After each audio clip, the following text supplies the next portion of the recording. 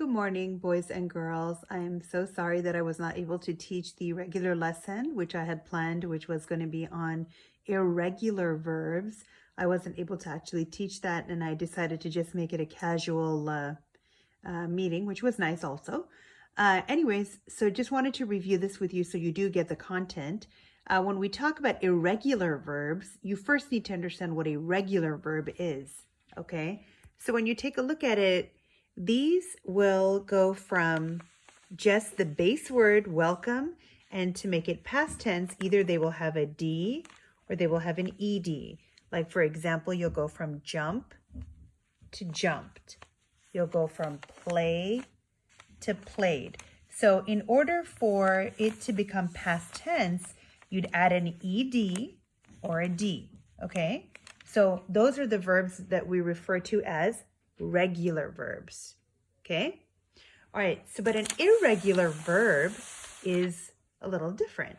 If you take a look at this here, the main thing you need to know is the spelling totally changes. It does not stay the same, okay? So you can see here, like the word make in the past tense would be made, right? Okay. Buy will become bought, right? Find, found. Get will become got. So you cannot just add an ED onto these words in order to make it past tense. That's why we call them irregular verbs.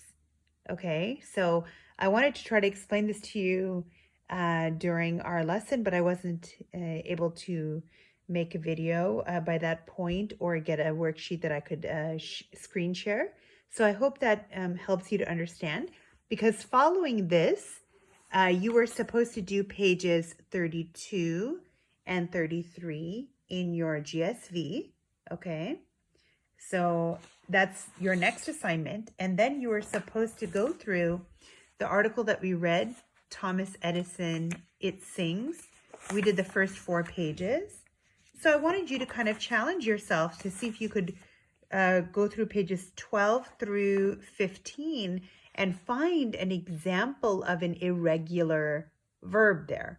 Do you see one? See, like for example here, she decided. So the base word would be decide, and this is decided. So this is just a regular verb.